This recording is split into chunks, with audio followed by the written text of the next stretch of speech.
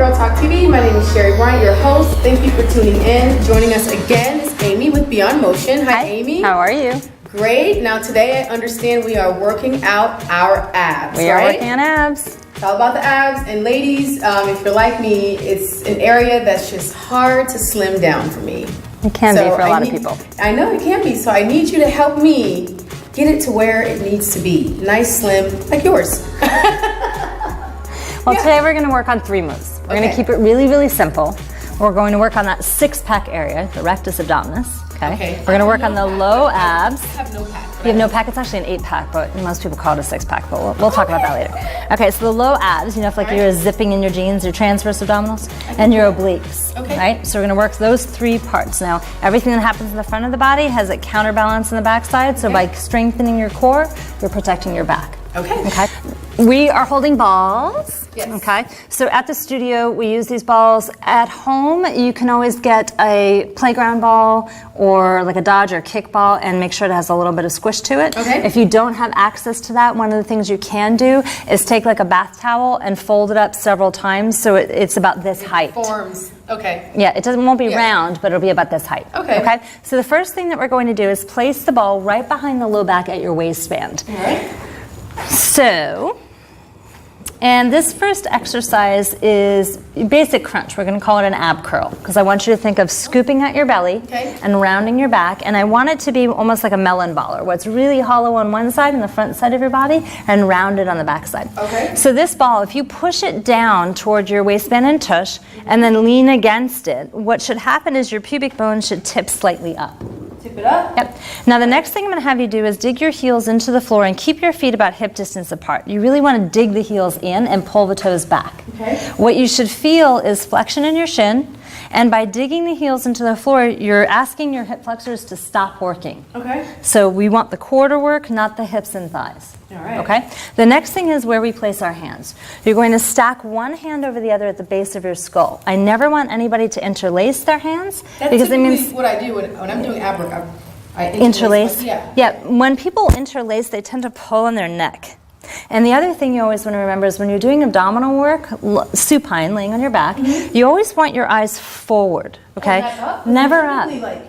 I know, and I don't know who came up with that rule, but essentially, if you want to pay attention to your neck, imagine this. If you're driving forward and you look behind you or over to the accident to the right, where does the car go? It goes to the right, right?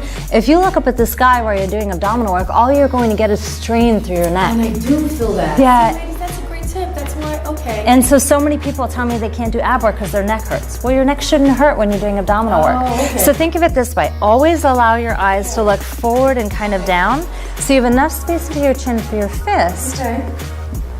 Right? And you can stay in this position so you're not clenching your jaw or gripping in your throat or clenching it and moving in on your shoulder. This is one of the reasons why I don't like doing ab work. I know, everybody has an excuse with ab work. I come up with tons of excuses. Well, let's start with this one, okay? So you're going to stack your hands. I want you to think of holding the head of a newborn baby. Okay, so your hands go behind the head, the thumbs come down the sides of the neck, and I want you to start off by pulling your elbows all the way in so you feel a stretch across your back. Okay. Now pull your elbows all the way out so you feel a stretch across your chest. Okay. And now find middle where you can keep your shoulders right on top of your rib cage. Okay. Yep, and let your eyes come up just a little bit. Right about there. Okay, so pulling those toes back, you're going to scoop out your belly and roll backwards about 2 inches on that ball. Back. Okay. Inhale as you go back.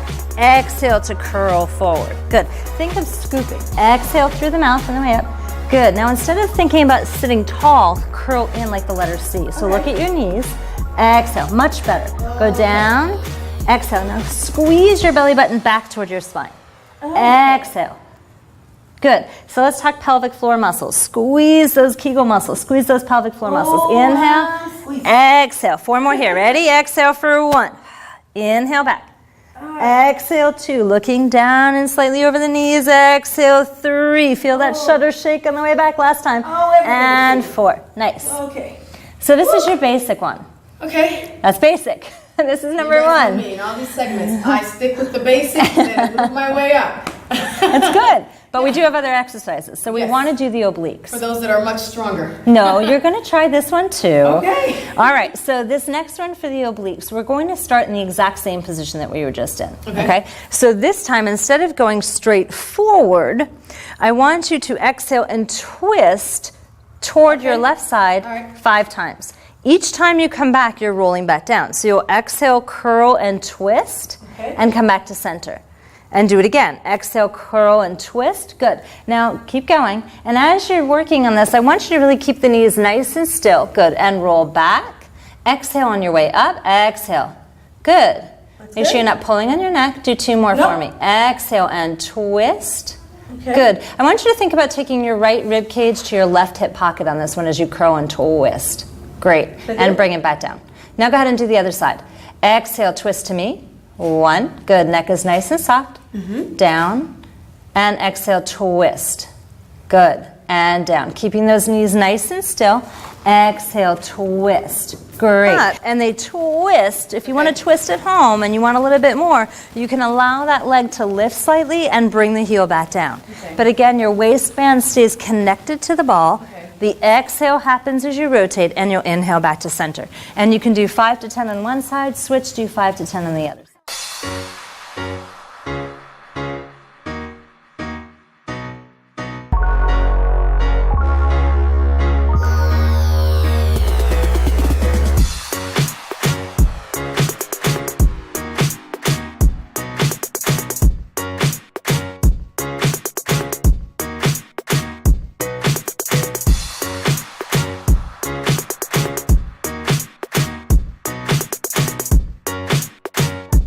And exhale. I know, that's a lot of work, isn't it? Ladies, I felt that.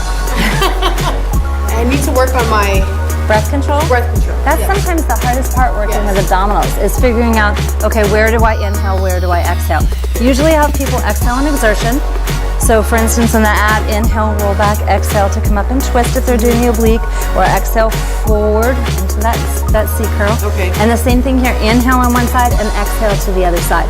Your goal for these movements is to keep that upper body nice and stable and in that C curl the whole time. And I did notice using that new form of supporting my neck is much better, ladies. Oh good, so no strain? I felt no strain. Perfect. And I love using the elbows forward first and open, because then you feel that stretch and that open, and you can find the middle ground that really finds ease in your neck and shoulders and makes it much easier. So then you can focus on your abdominals and not your neck and the pain of what's going on in your neck and throat. That was a great tip for me. Good. So no more excuses. No more excuses.